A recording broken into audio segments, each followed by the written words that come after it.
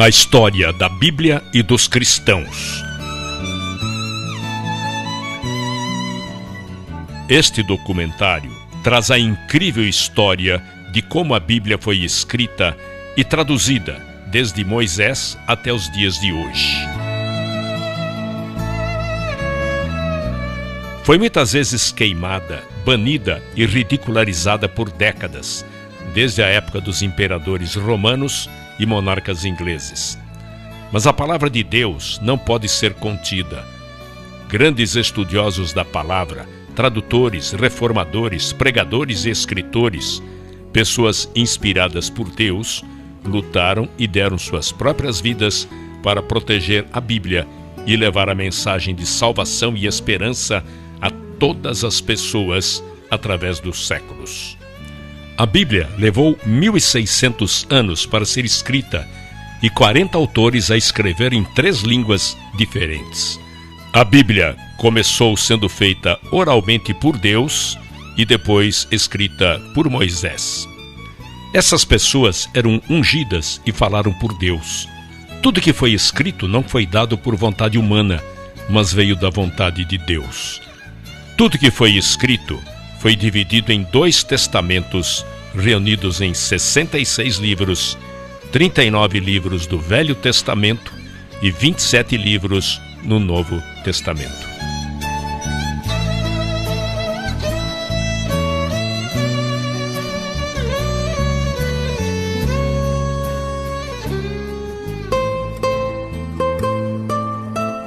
"300 anos antes de Cristo, Cânon, o Velho Testamento. A palavra cânon significa coleção de livros que constituem a Bíblia. A Bíblia antiga no Velho Testamento não difere da que temos hoje. Eles tinham apenas 22 livros na Bíblia, entretanto, eram os mesmos 39 livros que temos hoje no Velho Testamento. Não só os livros de Moisés foram escritos nos anos de 1500 a.C., o livro de Jó foi escrito 400 anos antes disso.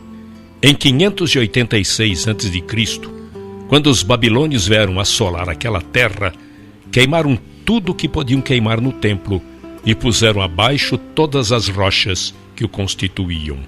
Eles mantiveram os hebreus cativos por 70 anos e quando voltaram do cativeiro, foram espalhados por todo o mundo.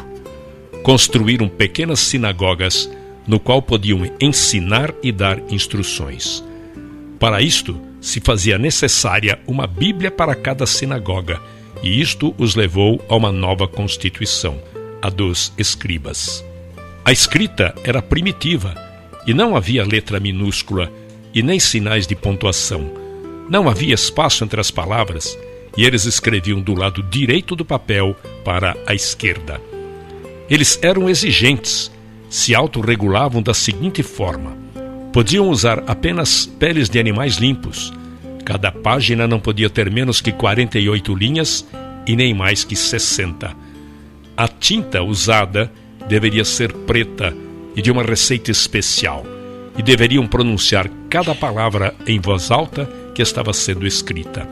Deveriam limpar a caneta e se lavar por inteiro antes de escrever a palavra Jeová. Toda vez que escreviam, deveriam ter uma revisão em 30 dias. As letras, palavras e parágrafos deveriam ser contados. Os manuscritos só poderiam ser guardados em lugares sagrados. Antes da invenção da imprensa, este processo sacrificante contribuiu para a notável precisão das escrituras quando comparadas com as recentes descobertas arqueológicas. 250 a.C., a influência grega.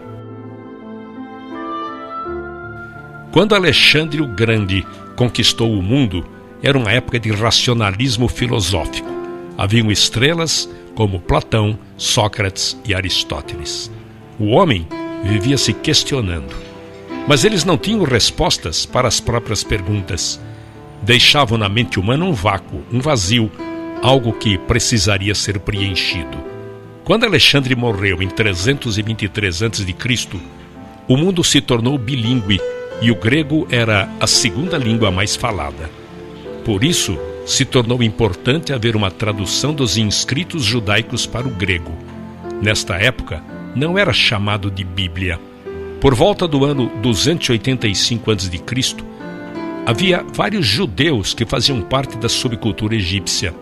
Demétrios de Palerum, responsável pela mundialmente famosa biblioteca em Alexandria, perguntou ao rei Ptolomeu Filadélfio do Egito se ele conseguiria a tradução da lei judaica para a biblioteca.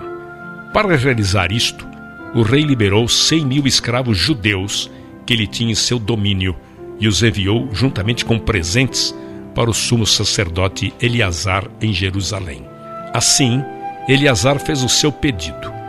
Ele desejava que fossem selecionados 6 sábios de cada uma das 12 tribos, somando assim 72 homens. Esses sábios deveriam ir a Alexandria para realizar esta tradução, e assim foram enviados e foram bem recepcionados. Em 72 dias, eles traduziram todo o Torá. Este trabalho ficou conhecido como Septuaginta, que em grego significa 70. Esta tradução, portanto, foi feita antes da vinda de Jesus. No período de 300 a 400 anos antes de Cristo, praticamente não existia mais profetas, e a palavra de Deus era escassa.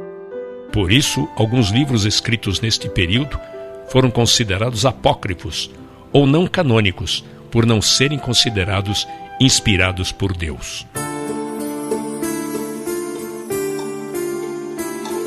0 antes de Cristo a 90 depois de Cristo. A compilação do Novo Testamento.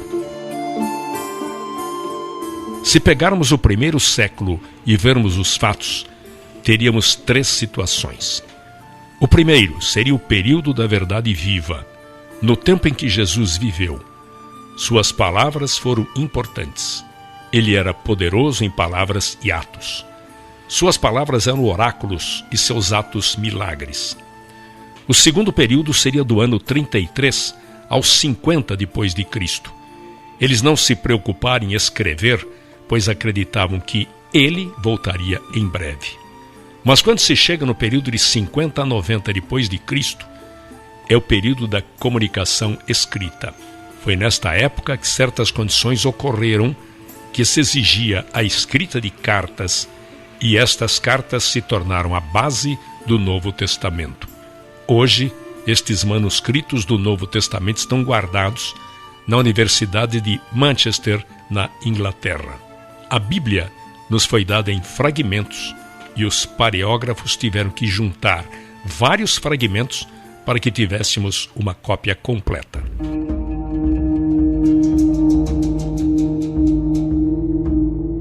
Em 35 depois de Cristo, o primeiro mártir cristão.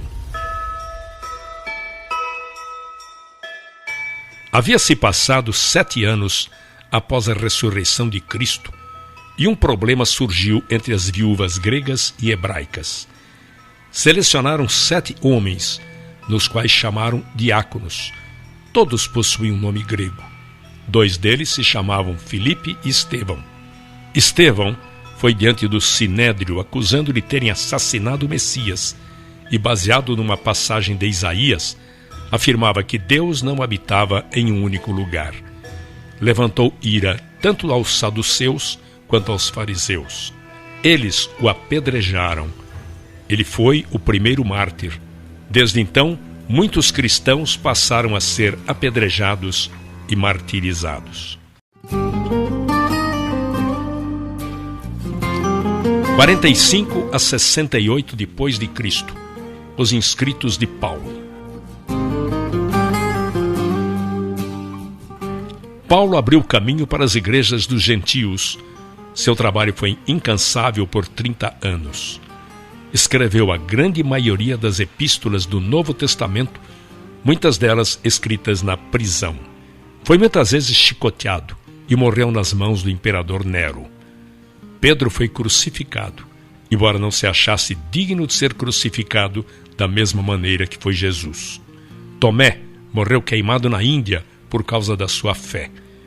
O único apóstolo que escapou do martírio foi João.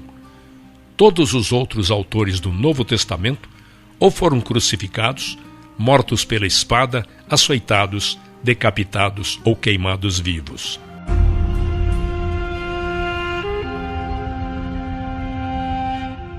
A expansão. Entre os anos 100 e 450 depois de Cristo, houve uma grande expansão do cristianismo em Roma. Havia em Roma muitas congregações separadas, mais de 40 congregações, encontradas logo após a última perseguição.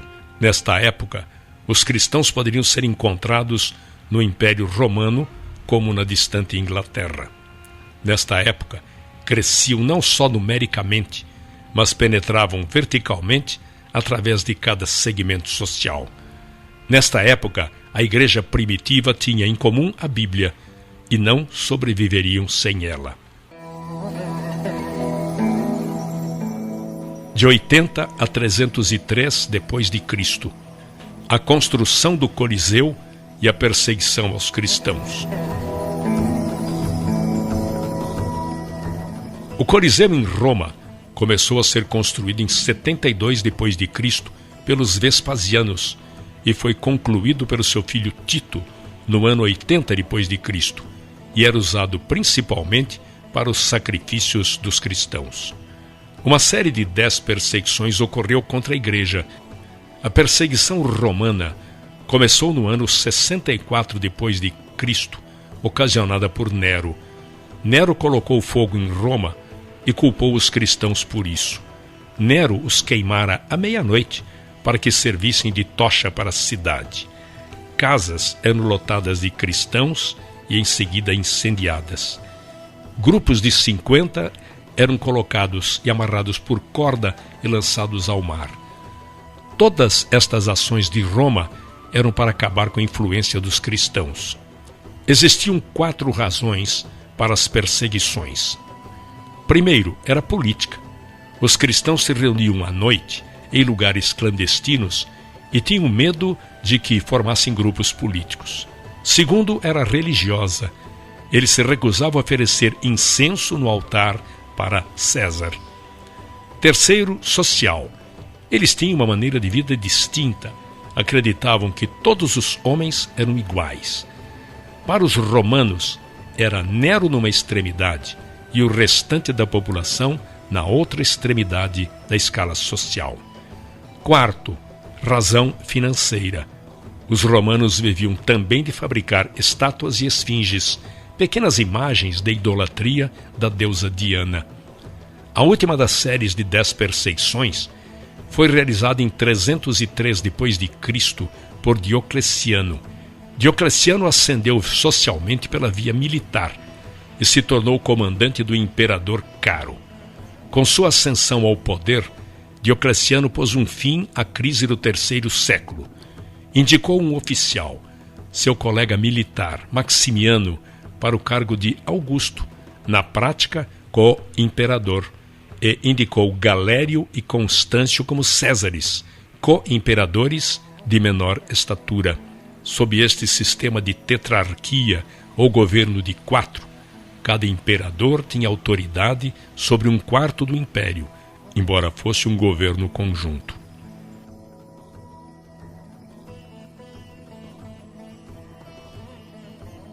A grande perseguição.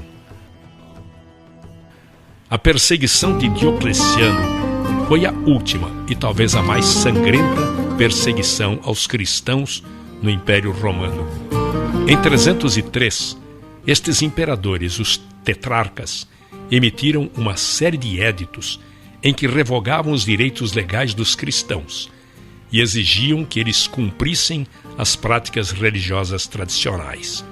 Ele decretava fim de todas as reuniões, deposição de todos os oficiais, o encarceramento de todos aqueles que insistiam com a desobediência.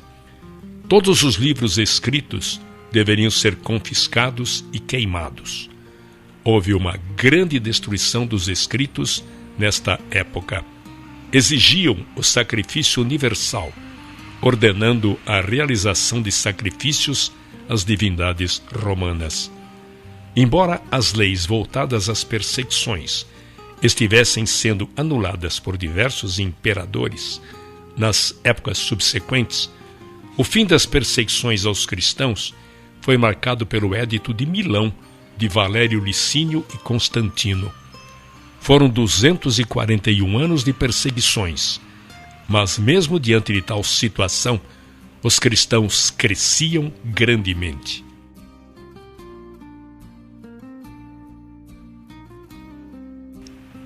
O fim das perseguições.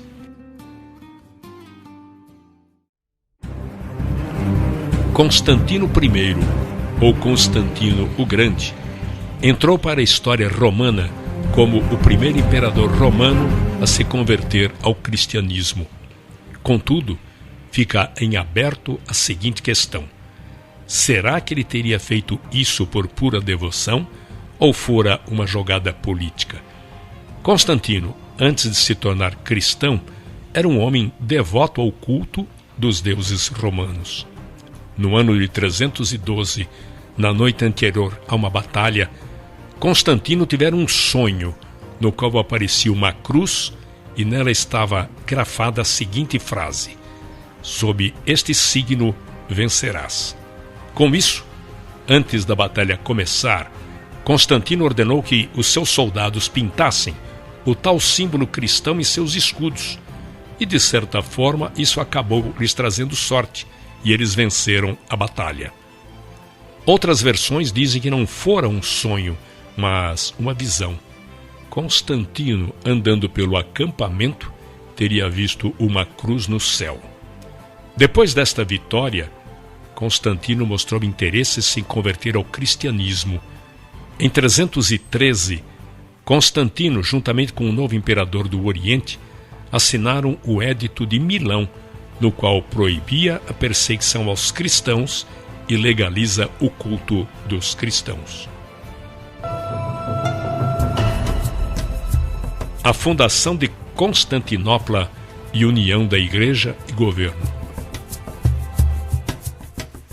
Em 330, ele fundou a cidade de Constantinopla como sua nova capital para o Império, e ela se tornaria no futuro o principal centro intelectual e cultural do mundo cristão. Assim, Constantino decretou a construção de uma nova capital, nas margens do Bósforo, onde havia a antiga fortaleza grega de Bizâncio, num ponto de grande importância estratégica. A nova cidade, que recebeu o nome de Constantinopla, isto é, Cidade de Constantino, foi concebida como uma nova Roma e rapidamente se tornou o centro político e econômico do Império. Sua criação teve repercussões também no plano eclesiástico. Enquanto em Roma a Igreja Católica adquiriu mais autoridade, em Constantinopla o poder civil controlou a Igreja. A mudança da capital imperial enfraqueceu a influência do Papado de Roma e fortaleceu a influência do Bispo de Constantinopla sobre o Oriente, um dos eventos notáveis que provocariam futuramente o grande cisma do Oriente. Constantinopla é o antigo nome da cidade de Istambul, na atual Turquia. –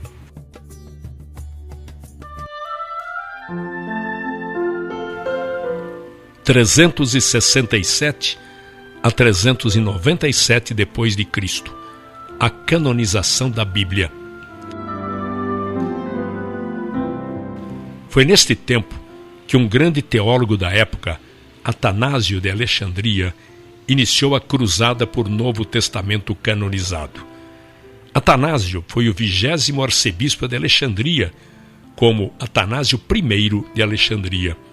Seu episcopado durou 45 anos, dos quais 17 ele passou exilado, em 5 ocasiões diferentes e por ordem de 4 diferentes imperadores romanos. A palavra cânon significa régua, quadro de medidas, um nivelador ou pesos ideais para equilibrar uma balança.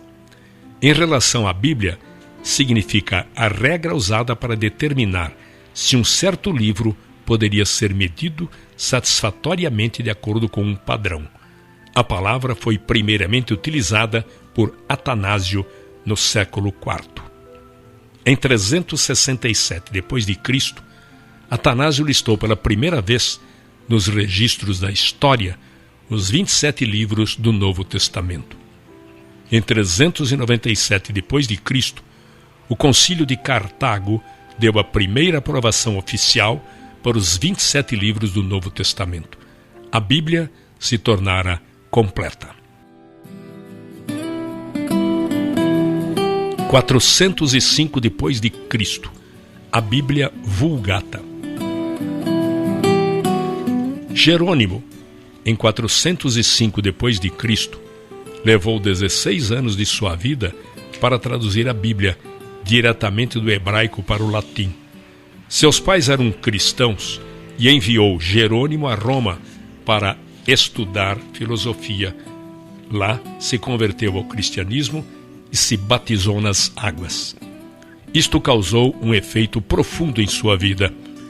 Ele dedicou toda a sua vida a aprender a língua hebraica. Ele era grande amigo de Damaso I, que depois veio a se tornar papa, e a seu pedido dedicou-se a esta tradução, pois não havia ninguém mais qualificado que Jerônimo para fazer a tradução. Aí ele se mudou para Jerusalém para viver uma vida monástica e se dedicou totalmente a esta tarefa de traduzir toda a Bíblia para o latim. Foi a primeira e por séculos a única versão da Bíblia que traduziu o Velho Testamento diretamente do hebraico e não da tradução grega conhecida como Septuaginta. No Novo Testamento, São Jerônimo selecionou e revisou textos e traduziu também para o latim. Chama-se, pois, Vulgata a esta versão latina da Bíblia. Vulgata quer dizer edição, tradução ou leitura de divulgação popular, que foi usada pela Igreja Católica Romana durante muitos séculos e ainda hoje é fonte para diversas traduções. O latim se tornara cada vez mais importante nos negócios do Império. No ano de 405 d.C., sua missão havia sido concluída e ele morreu em 420 d.C.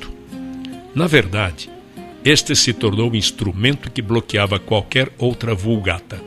Foi tão altamente admirada que as gerações posteriores resolveram proibir qualquer outra tradução.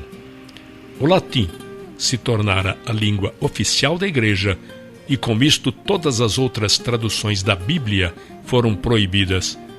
O bom se tornou um inimigo.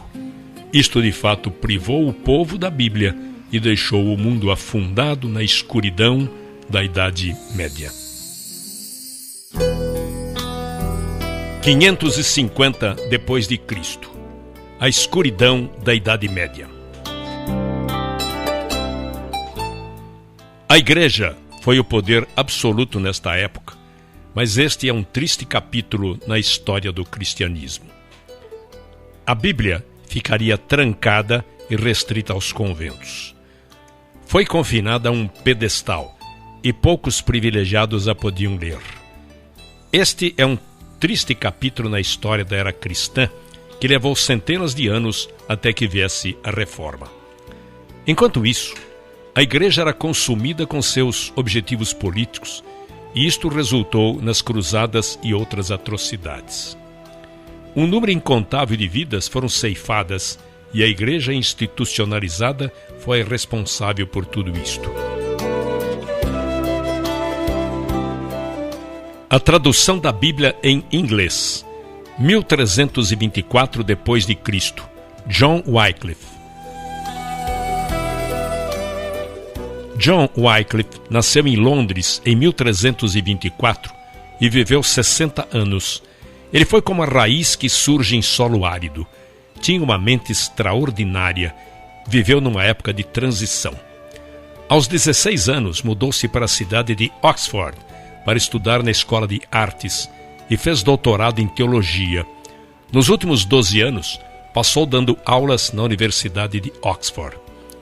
Voltando um pouco atrás, no ano de 1167, os franceses expulsaram os estudantes ingleses da Universidade de Paris. Então eles vieram para Oxford, com o intuito de construir uma universidade. mas o povo da cidade não gostou da ideia. A não aceitação era tão grande que um grupo de universitários resolveu não ficar lá e foram para Cambridge e construíram aí outra universidade. E por 600 anos existiram apenas 2 universidades na Inglaterra, uma em Oxford e outra em Cambridge. Quando Wycliffe tinha 24 anos, uma terrível peste negra assolou a Europa e por fim chegou à Inglaterra. Não havia cura. A peste atingia ricos e pobres, jovens e velhos, e isto causou grande temor no coração de Wycliffe. Mais de 200 vítimas diariamente eram colocadas em campos abertos para o enterro. Aquele luto diário continuou até que a praga tivesse dizimado centenas e milhares de vidas. Não há dúvida de que esta praga causou um grande efeito na vida de Wycliffe. Ele trouxe um incrível efeito espiritual. A convivência com a morte causou nele um grande temor de Deus. Ele passou a rever suas prioridades e perdeu todo o medo do homem. A verdade era a máxima prioridade. Ele foi transformado e passou a ter outro relacionamento com Deus. Nesta época em que ele vivia, a igreja e o Estado eram um só. Com isso, todos os dízimos que eram entregues à igreja iam para o Estado, e o Estado fazia as indicações de quais ministros iriam para as várias paróquias. Ele se tornou um reformador. Segundo ele, o que era certo, e o que era errado, errado, e discordava das muitas práticas da igreja. Assim, nasceu o reformador. 1351 a 1372 depois de Cristo, a Guerra Fria. Nesta época, havia uma guerra fria entre a cidade de Roma e a cidade de Oxford. Existiam 2 frentes de batalhas. A primeira era no campo da política. Todos os cargos políticos importantes eram ocupados pelos membros do clero, e muitos eram estrangeiros, na maioria vindos de Roma. Recebiam altos salários que levavam embora para Roma. Muitos nem tinham pisado em solo inglês e recebiam altos salários que eram levados até eles. A situação se tornou muito mais ofensiva e se complicou ainda mais quando os franceses passaram a ser selecionados para estes cargos na Inglaterra. Não podemos esquecer que, historicamente, neste período, a Inglaterra estava envolvida numa guerra de 100 anos com a França. Por esta razão, o parlamento inglês aprovou 2 estatutos importantes. Primeiro, defendia que qualquer compromisso da igreja estrangeira dentro do reino inglês teria que obter a aprovação do rei.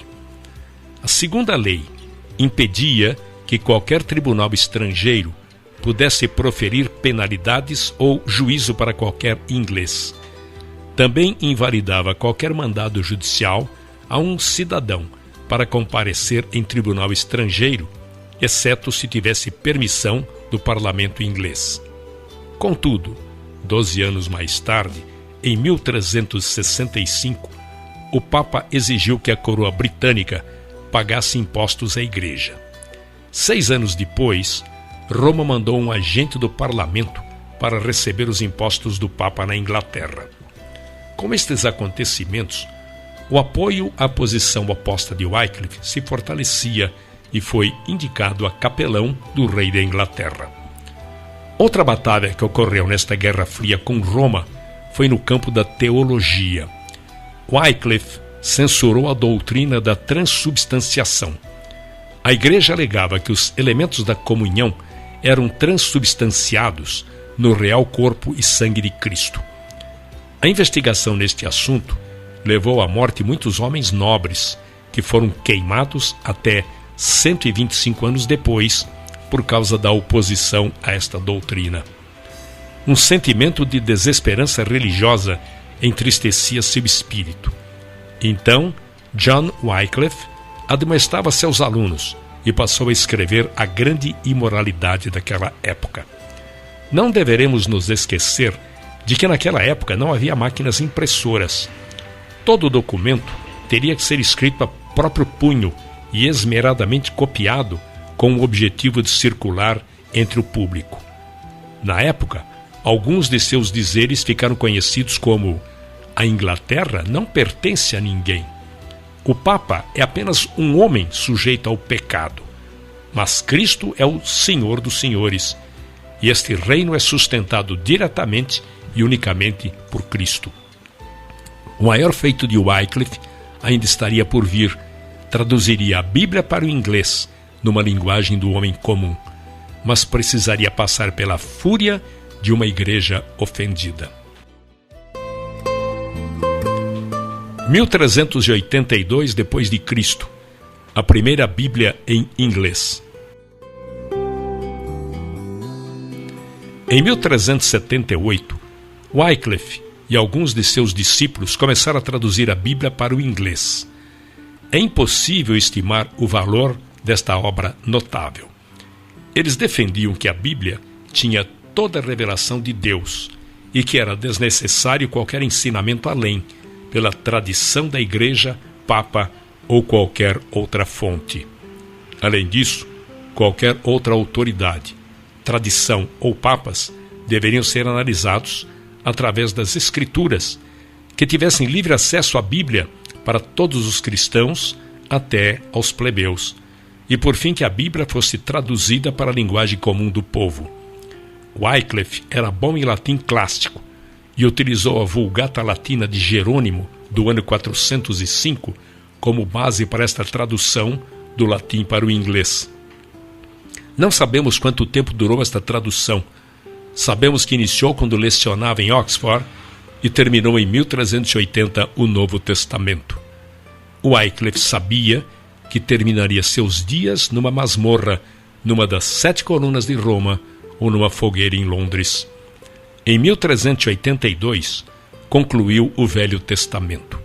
Pela primeira vez, o povo da Inglaterra teria a Bíblia em sua própria língua. Para reproduzir uma de suas Bíblias, toda escrita à mão, levou 10 meses. Estas Bíblias custavam algo de 30 a 40 libras, ou seja, 9.600 centavos. Lembre-se de que, nesta época, uma galinha poderia ser comprada por 2 centavos e um porco por 4 centavos. As pessoas traziam um peso de feno para poder adquirir o Novo Testamento por um dia. Alguns davam o valor de um dia de trabalho para pagar uma página da Bíblia.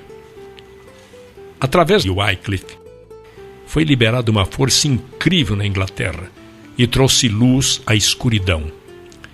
Os discípulos de Wycliffe pegaram a Bíblia traduzida por ele e como uma semente a plantaram por toda a Inglaterra. Em 1428, seus ensinamentos se alastraram de tal forma que a Igreja censurou seus escritos, desenterraram seus ossos, os queimaram e os lançaram num rio. Eles queriam apagar de uma vez por toda a influência de sua heresia. A partir deste evento, a palavra de Deus atingiu os confins da terra na época. As suas ideias tiveram grande influência no continente europeu. Alguns de seus discípulos e alunos de Oxford levaram cópia para Boêmia, onde hoje é a Tchecoslováquia. Lá foi o berço de um grande movimento cristão, conhecido como Irmãos da Morávia, ou Igreja dos Moravianos. 1395 a 1536 depois de Cristo. Mártires da Bíblia. Após a morte de Wycliffe, seus seguidores continuaram a seguir independentes da Igreja Romana. Eles acreditavam no sacerdócio de todo e qualquer fiel, que era perfeitamente possível realizar sacramento sem autoridade de um bispo. E além disso, havia um tremendo contraste entre os seguidores de Wycliffe e os sacerdotes romanos. Os seguidores de Wycliffe eram pessoas pobres.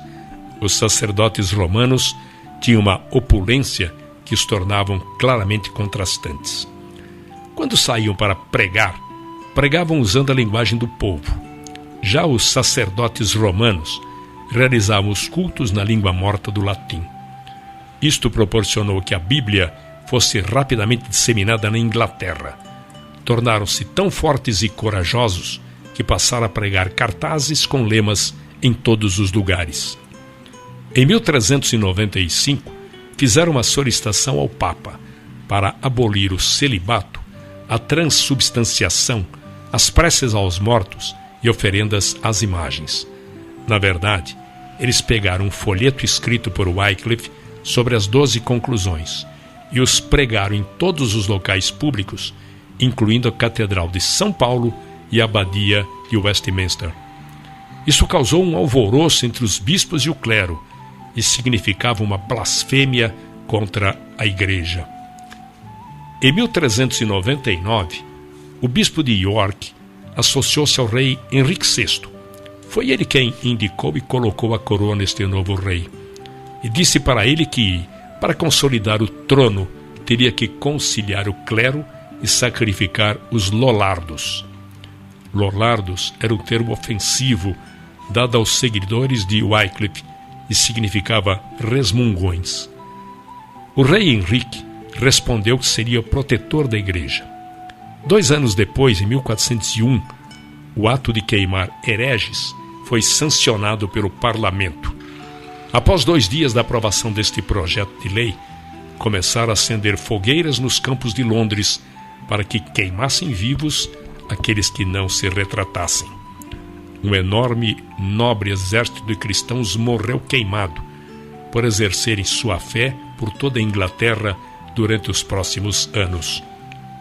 Mesmo assim, 125 anos mais tarde, os cristãos ainda eram tão numerosos e ativos quanto foram na época de Wycliffe e começaram uma reforma que literalmente viraria a Europa de cabeça para baixo.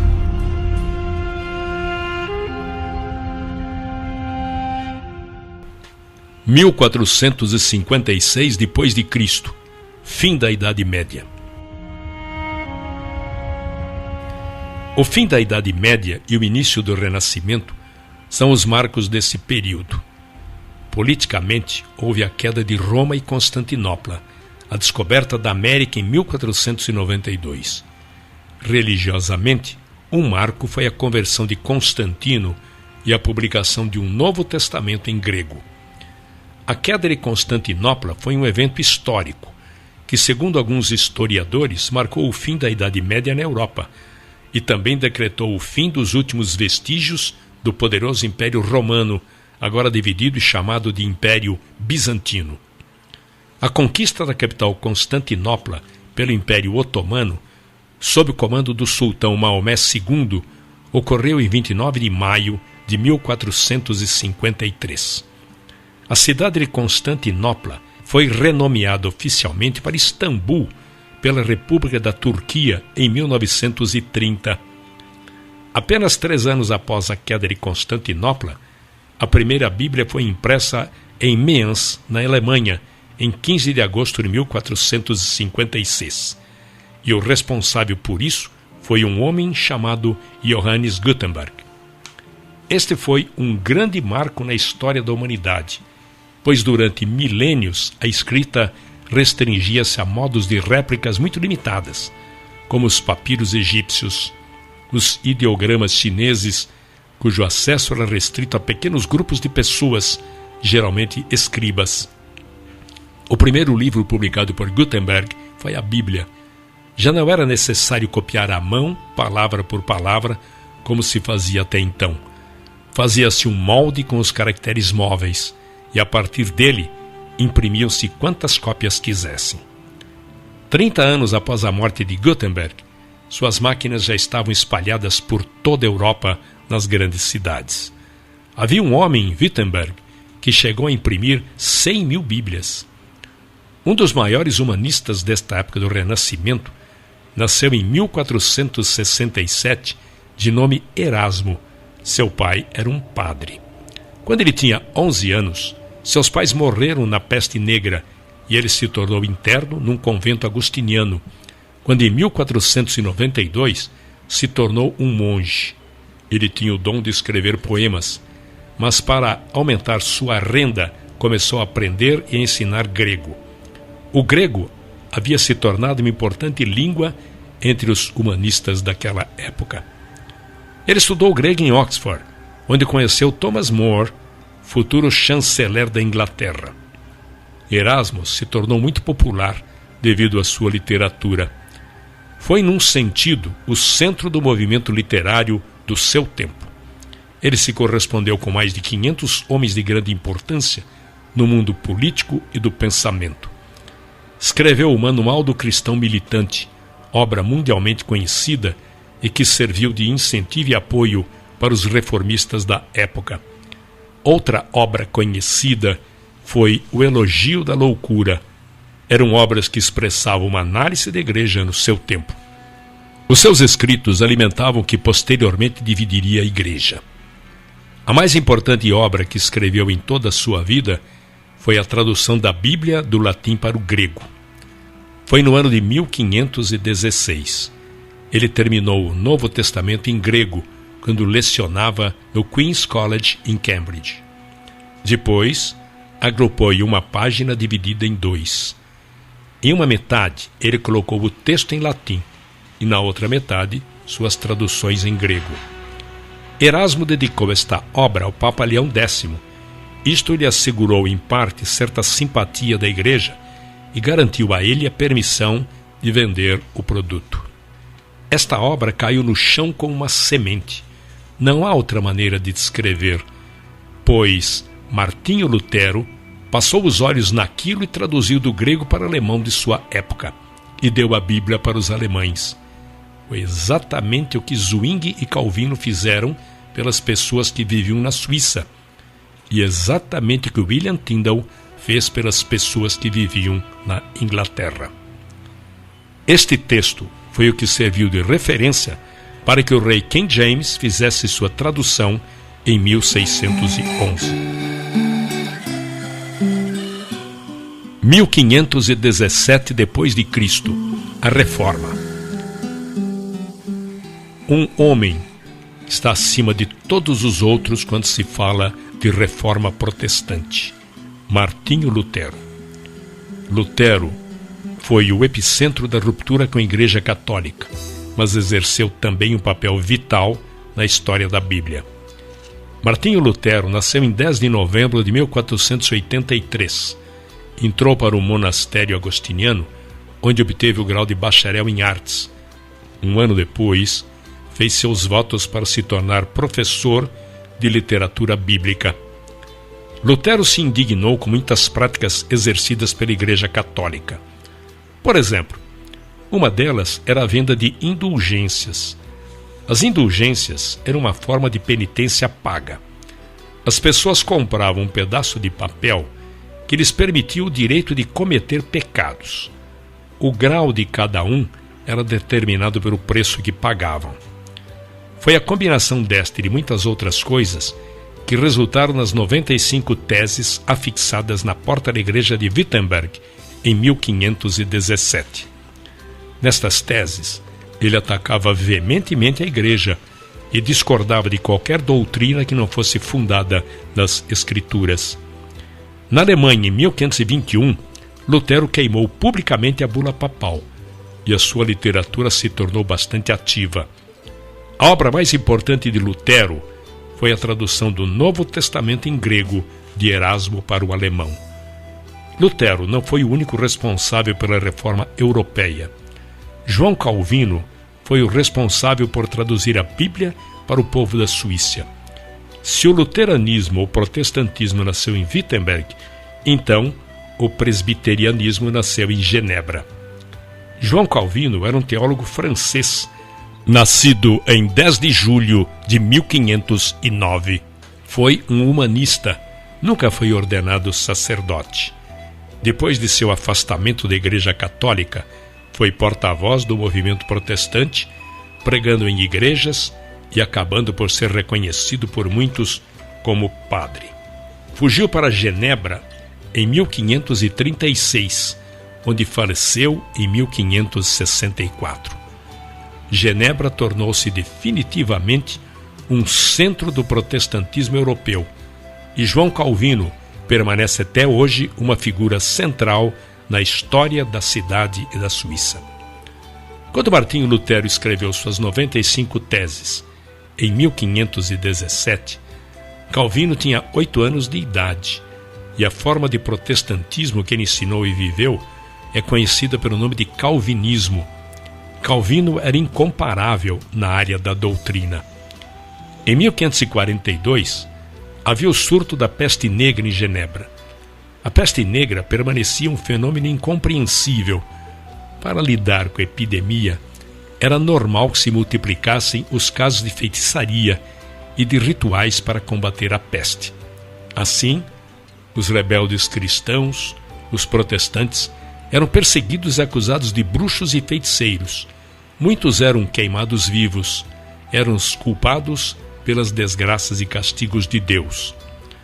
Não há dúvidas de que, quando se fala em reforma, pensamos na Alemanha de Martinho Lutero, na Suíça de João Calvino, na Escócia de John Knox e na Inglaterra, Thomas Bilney.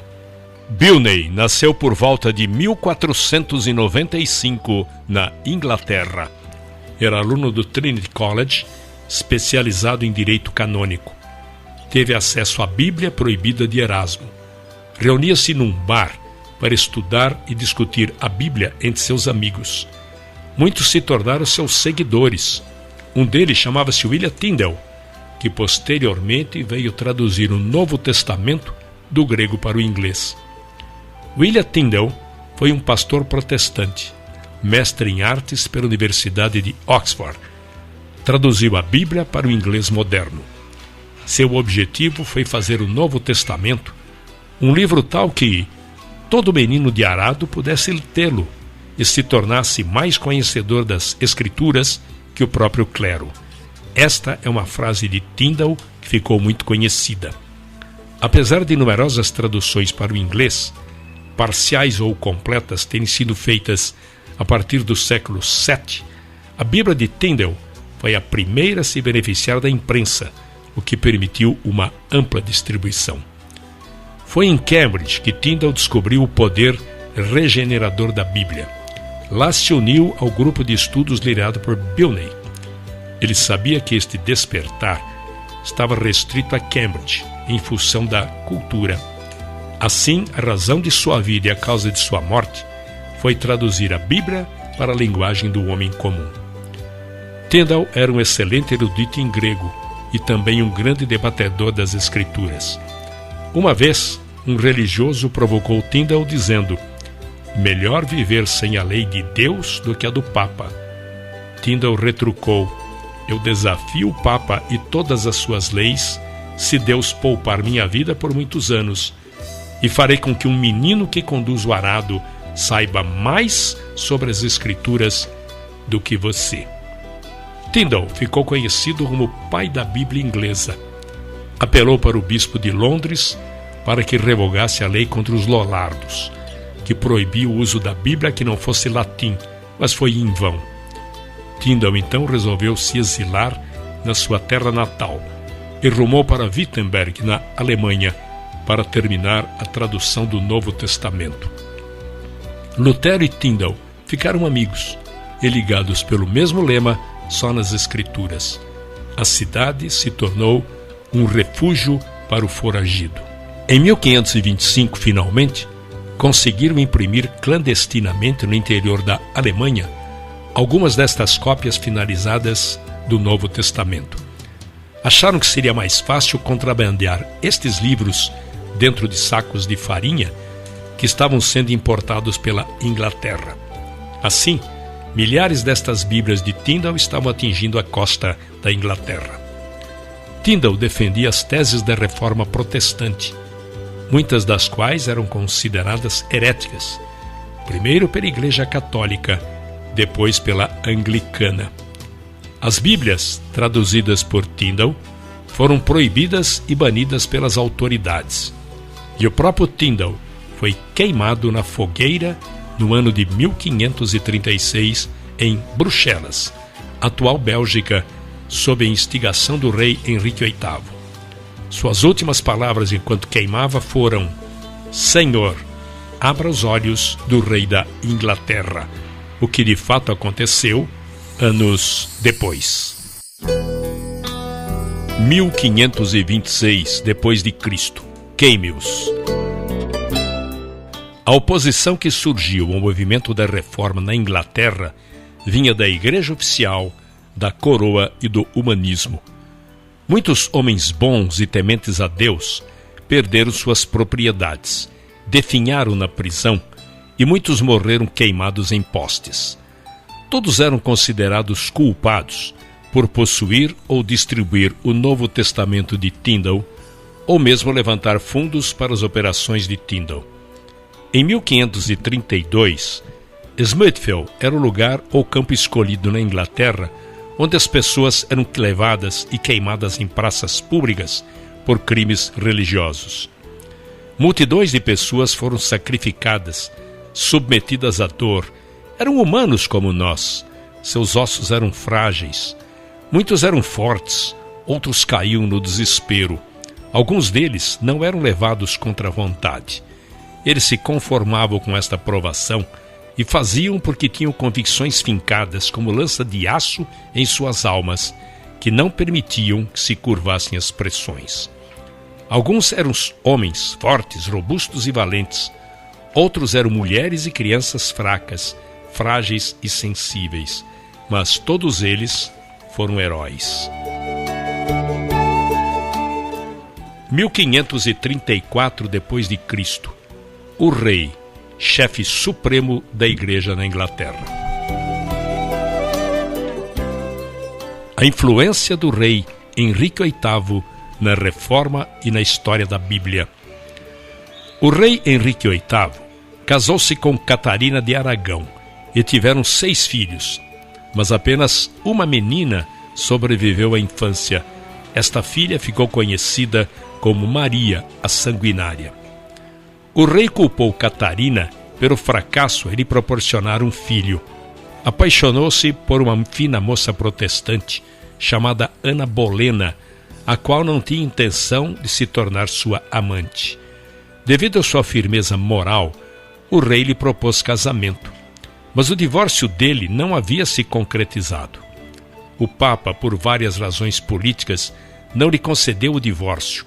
Então, o rei, aborrecido por não obter o divórcio, substituiu o arcebispo por Sir Thomas More. Em 1534, o parlamento sancionou uma lei designando o rei supremo chefe da igreja na Inglaterra. O arcebispo Thomas More, não concordando com isto, foi preso e posteriormente executado. Um homem chamado Thomas Cranmer foi consagrado arcebispo de Canterbury. Foi ele quem decretou nulo o casamento com Catarina de Aragão e em 1535 coroou Ana Bolena como rainha e se tornou padrinho de sua filha, a futura rainha Elizabeth. 1536 d.C.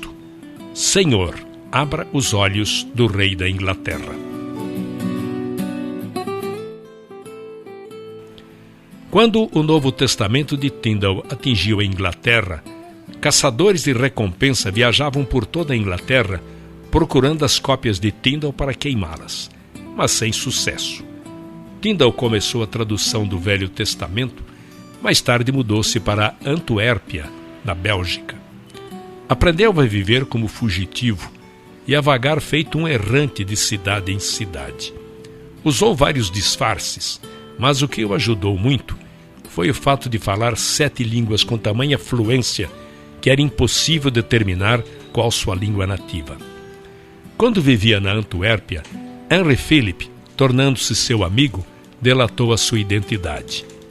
Ele foi capturado e preso num castelo na Bélgica. Foi culpado de sacrilégio e em 6 de outubro de 1536 foi levado para ser executado. Quando o levaram para o poste em que seria queimado vivo, havia 2 buracos no poste, por onde um pedaço de arame seria passado. Envolveria seu pescoço, porque de acordo com a corte, ele deveria ser estrangulado ao mesmo tempo que fosse queimado.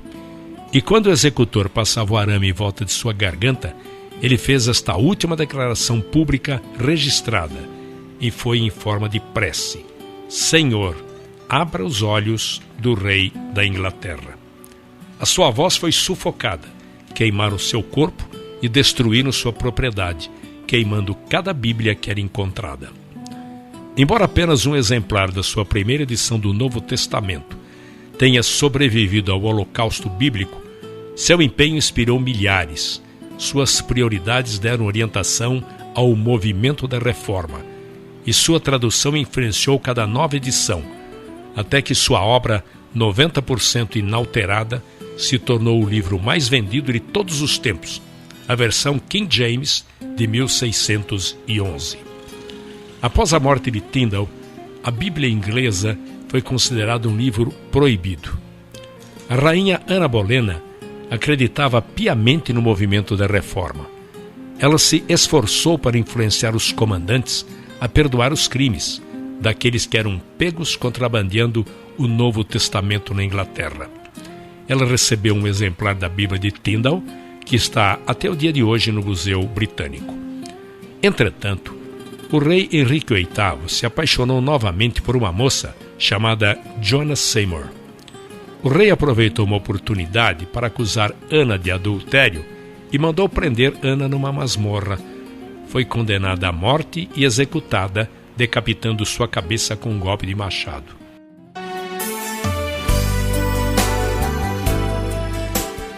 Em 1538 d.C., a primeira Bíblia autorizada. Embora Tyndale não tenha concluído a tradução do Velho Testamento, John Roger, com a alcunha de Thomas Matthews, concluiu o trabalho. Depois enviou os manuscritos para um editor inglês. O editor ficou tão impressionado com a obra que a enviou para o arcebispo da Inglaterra a fim de ter aprovação oficial. O arcebispo exibiu o manuscrito para o rei Henrique VIII e ele miraculosamente deu a aprovação oficial para a edição de uma Bíblia inglesa na Inglaterra pela primeira vez. A Bíblia de Matthews nada mais é do que a Bíblia de Tyndale. Isto ocorreu apenas 3 anos após a oração de Tyndale: Senhor, abra os olhos do rei da Inglaterra. Só que as notas de rodapé desta Bíblia de Matthews eram anticatólicas, o que não ajudava nas relações exteriores. Cromwell, secretário de Estado, resolveu que outra Bíblia deveria ser impressa. Miles Coverdale, um revisor da Antuérpia, suavizou as notas de rodapé da Bíblia anterior e, em 1539, publicou a Bíblia Grande. A Bíblia Grande não passou de uma edição da tradução verberada de Tyndale.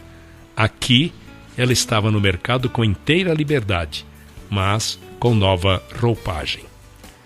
Uma proclamação real foi feita.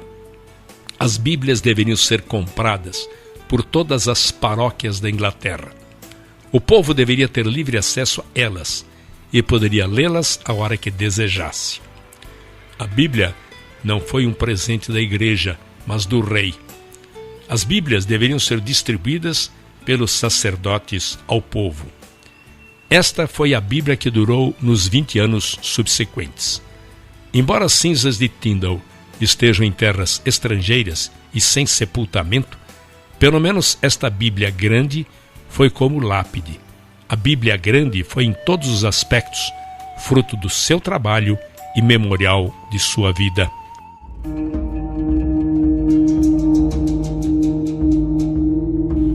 A ira de Maria Sanguinária. Henrique VIII foi marido de 6 mulheres, amante de muitas concubinas e pai de muitos filhos ilegítimos.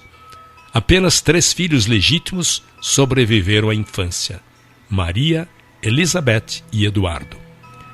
Em 1546, Eduardo se tornou herdeiro do trono aos 9 anos de idade.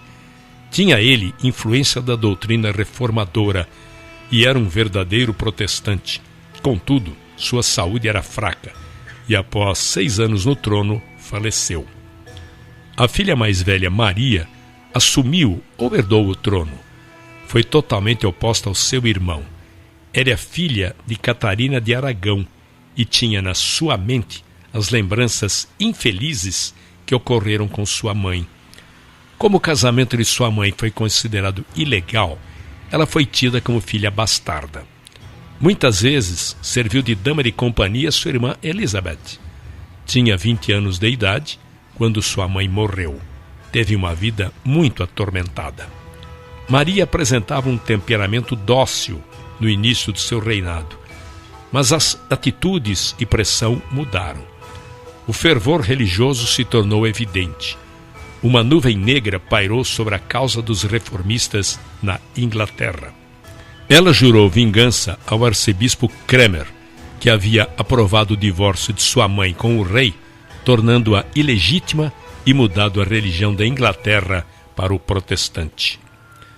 Prendeu todos os bispos que apoiaram seu pai. A leitura da Bíblia voltou a ser proibida na Inglaterra. E muitos reformadores migraram para outros países da Europa, como Genebra, na Suíça, pois muitos estavam sendo perseguidos, presos e queimados na Inglaterra. Alguns anos mais tarde, após mais de 300 pessoas terem sido condenadas à morte na fogueira, Maria Sanguinária morreu devido a uma enfermidade. Em 17 de novembro de 1558, Elizabeth, sua meia-irmã, subiu ao trono. Elizabeth repetiu tudo que seu meio-irmão Eduardo tinha feito. Cada paróquia deveria ter um exemplar da Bíblia completa e suspendeu a perseguição aos cristãos.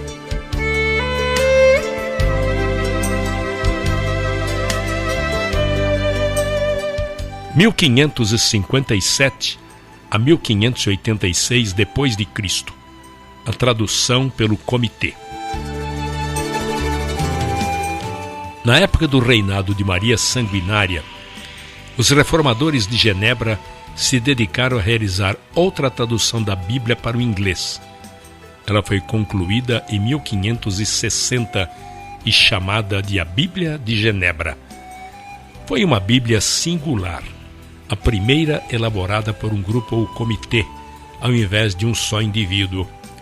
O grupo incluía John Knox, Miles Coverdale, William Ritzer, entre outros menos conhecidos. Estes homens tiveram acesso a João Calvino quando precisavam de colaborações importantes.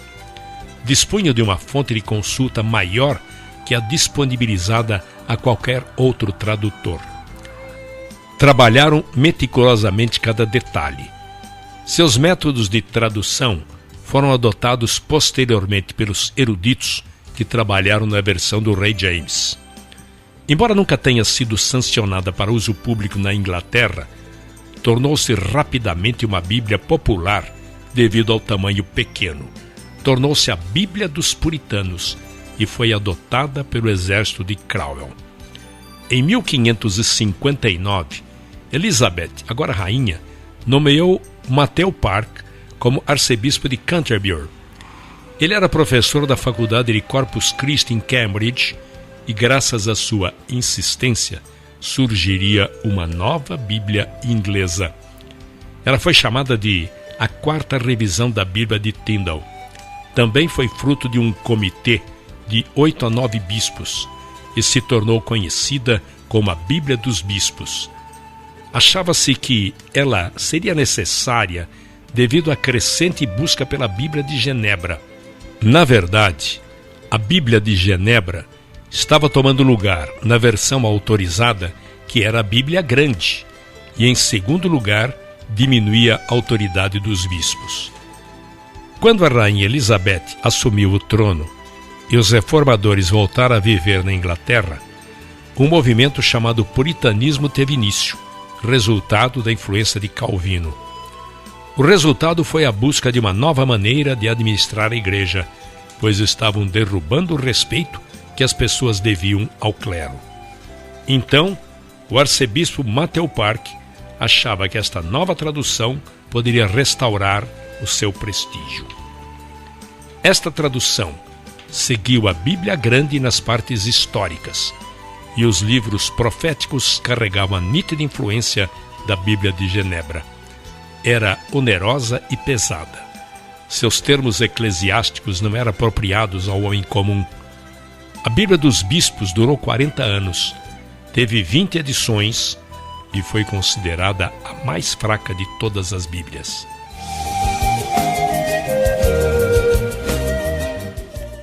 Em 1611 depois de Cristo, o livro mais vendido de todos os tempos.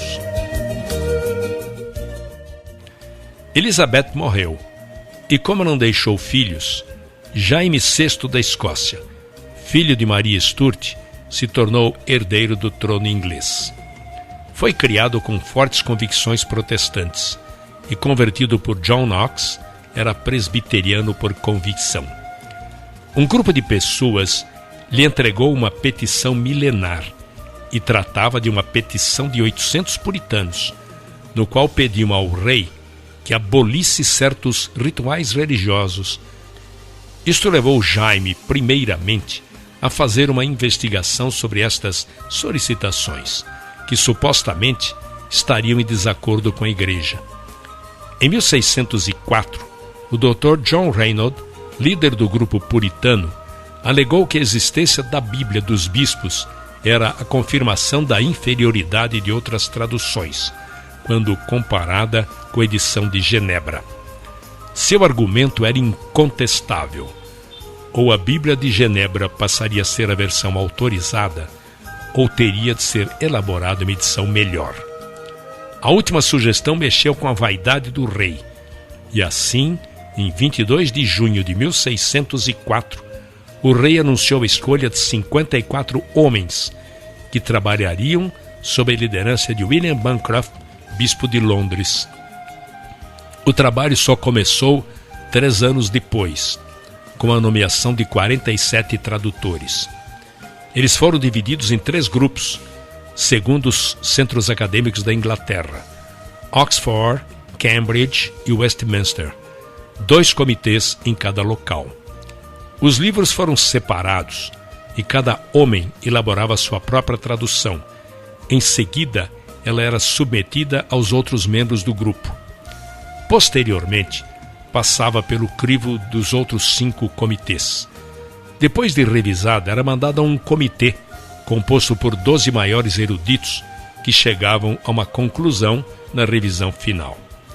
Foi a maior tradução da época, obra dos grandes estudiosos daquela geração. Os conhecimentos do grego e do hebraico ampliaram-se intensamente. Este livro foi considerado a maior obra-prima da literatura inglesa, sem paralelo nas gerações anteriores e até mesmo posteriores. A Bíblia estava destinada a ser o livro mais vendido de todos os tempos.